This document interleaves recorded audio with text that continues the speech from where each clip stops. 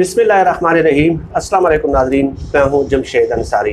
नाज़रीन, आज के इस वीडियो में मैं मौजूदा हुकूमत की तरफ से लिए गए और शुरू किए गए ऐसे 10-12 मनसूबों और इक़दामात का तज़किरा करूँगा जो आपको रोज़मर्रा के मुबाहिसे में और मुकालमे में बहुत कम सुनने को मिलता है। क्योंकि आप रोज़मर्रा का मुबाहिसा और मुकालमा देख लें तो उसका माहसल आपको ये नज़र आता है कि रियासती जो पाकिस्तान की रियासत है वो एक खुदकार निज़ाम के तहत चलती है, वो स्पॉन्टेनियसली चल रही है, ऑटोमेटिक एक निज़ाम के तहत चल रही है और यहाँ पे कोई हुकूमत नाम का कोई वजूद नहीं है। ये एक तासुर है जो कायम किया जाता है। खैर, मैं पहले वो 10-12 जो मंसूबे हैं और इक़दामात हैं वो आप लोगों की खिदमत में पेश करता हूँ। वैसे तो बहुत सारे हैं जो वक्तन फ़वक्तन आप लोगों से शेयर करता रहूँगा, लेकिन फ़िलहाल मैं 10-12 आप लोगों की खिदमत में पेश कर रहा हूँ। भाषा डैम पे तामीर का इफ्तिताह ये आप सबको मालूम है। एक साल में 20 करोड़ दख्त का मनसूबा, ये भी इस पर भी काफ़ी पेशरफ्त हुई और काम शुरू हो चुका है। लाहौर के नज़दीक नए शहर के मनसूबे की मंजूरी, शेखुपुरा में इकनॉमिक जोन का क़याम, कराची सर्कुलर रेलवे पे काम शुरू हो चुका है। KP में 120 कॉलेजेस का मनसूबा जो है उस पर भी काम शुरू हो चुका है। लेकिन इन सबसे अहम जो बात है कि सेनेट की खुसूसी committee, special committee for CPEC, उसका इजलास हुआ और वहाँ पे जो CPEC अथॉरिटी के चेयरमैन हैं lieutenant general retired Asim Saleem Bajwa sahab ने कल एक ब्रीफिंग दी है और उस ब्रीफिंग में उन्होंने बहुत से ऐसे मनसूबों और इक़दामात का जिक्र किया है कि जिसके लॉन्ग टर्म में ज़ाहिर उसका इम्पैक्ट और जो असरात होते हैं ये तो नहीं हो सकता, ये कोई वो तो नहीं है कि आपने एक टैबलेट खा ली और उसके फ़ौरन 2-3 घंटे बाद जो है ना आपकी तबीयत जो है वो संभलने लग जाए। इस तरह रियासती मामलात में इस तरह नहीं होता और ना ही इकानमी पे इस तरह इम्पैक्ट किसी भी मनसूबे का आप शॉर्ट टर्म में मैयर कर सकते हैं।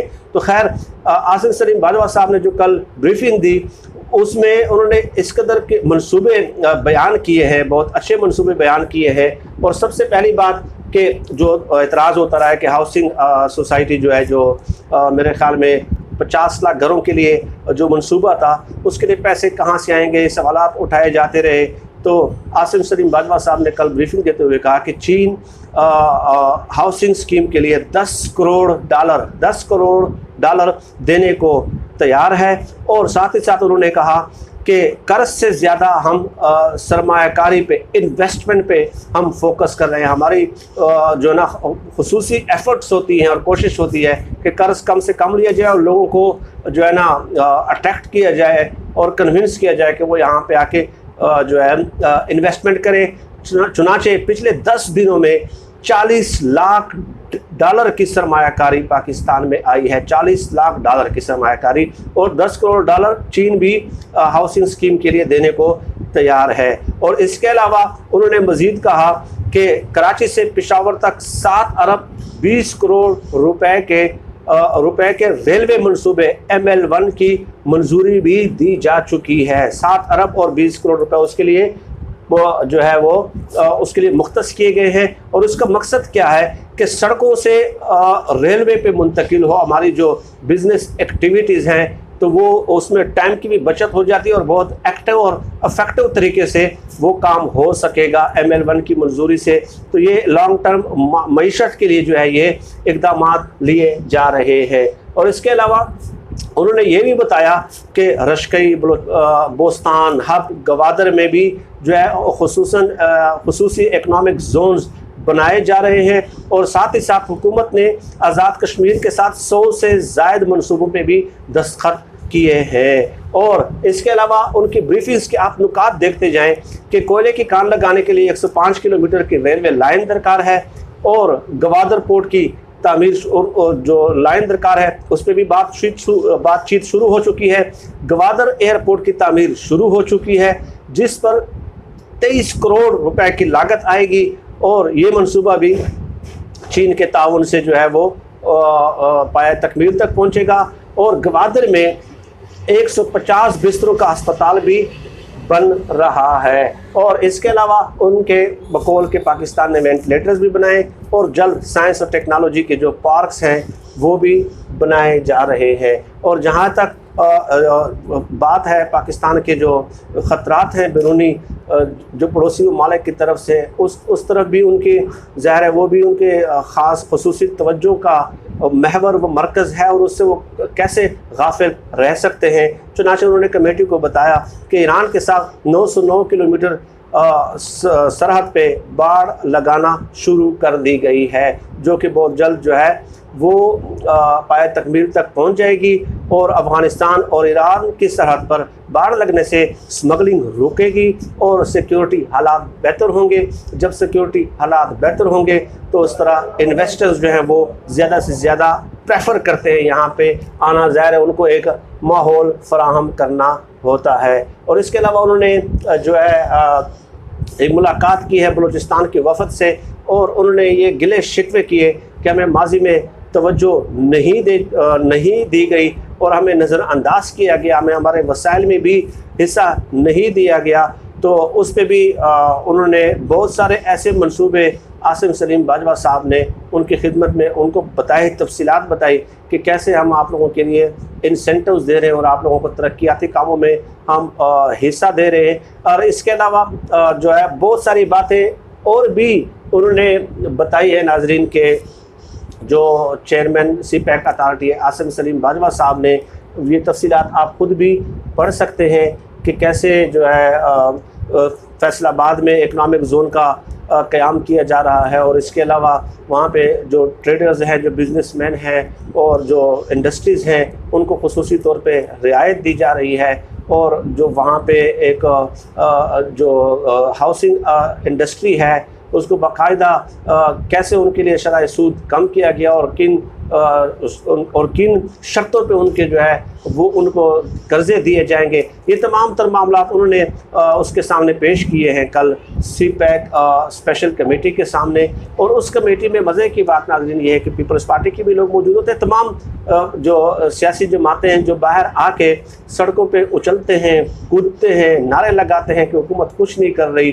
तो जब ये तफसीलात डेफिनेटली चेयरमैन CPEC अथॉरिटी हो, चाहे वो कोई भी हो, किसी भी दौर हुकूमत में हो, वो ज़ाहिर एक डॉक्यूमेंट्स के साथ बाकायदा मनसूबों की तफसीलात पेश करते हैं और उनके सामने रखते हैं और पूरी ब्रीफिंग उनको दी जाती है।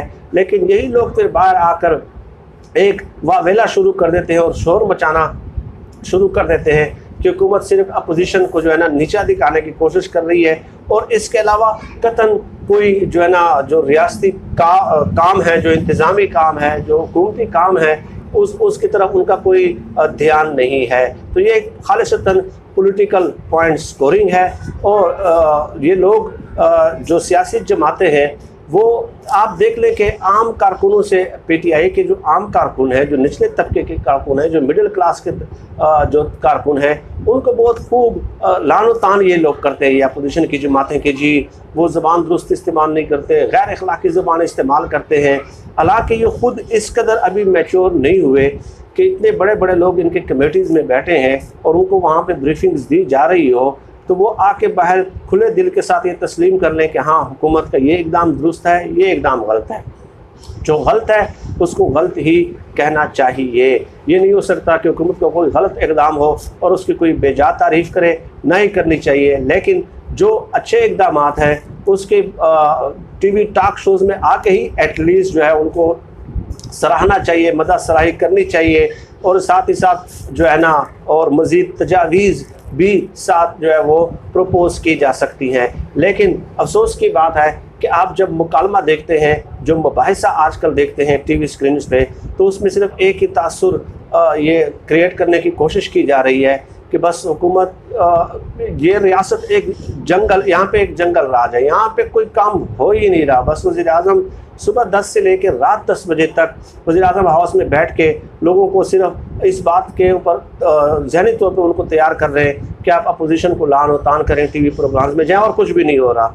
ऐसा नहीं होता, नहीं ऐसा है। और आजकल सोशल मीडिया का दौर है तो उसमें डेफिनेटली हुकूमत की खामियों पे भी बात की जाती है और की जानी चाहिए, क्योंकि हम रियासत के वफ़ादार हैं। शख्सियात आती हैं और जाती हैं, कोई शख्सियत कितनी देर तक रह सकती है, लेकिन अगर उसने एक ऐसे मंसूबों की शुरुआत की है और अपनी गलतियों को तस्लीम किया है और उससे आगे बढ़ने के उन्होंने अमलन जो है ना अपने अमल से साबित करने की कोशिश की कि हम आगे बढ़ना चाहते हैं, तो उसकी हम तारीफ़ करेंगे और लोगों के सामने पेश भी करेंगे। और जहाँ तक उनकी खामियों की बात होगी, definitely we will criticise them, क्योंकि लेकिन तनकीद बराए इस्लाह होगी, तनकीद बराए तनकीद नहीं होगी, जिसमें इस्लाह का पहलू भी मौजूद हो। खैर नाज़रीन, आज के लिए इतना ही। ये मैंने आपको बताना था कि अल्लाह पाक का खुसूसी करम है। इंशाअल्लाह ताला ये जो बड़े मंसूबे हैं, अगर ये इस पर बर वक्त काम हो जाता है और बर वक्त पाया तकमील तक पहुँच जाते हैं, तो बखुदा रियासत पाकिस्तान के लिए और पाकिस्तान के शहरियों के लिए बहुत ही अच्छी खबरें हैं। अल्लाह करे ये काम तमाम तर बर वक्त पाया तकमील तक पहुँच जाए। आज के लिए इतना ही। आप सब लोग अपना बहुत बहुत ख्याल रखिएगा। अल्लाह हम सब का हामी नासिर हो। पाकिस्तान जिंदाबाद। अल्लाह हाफ़िज़।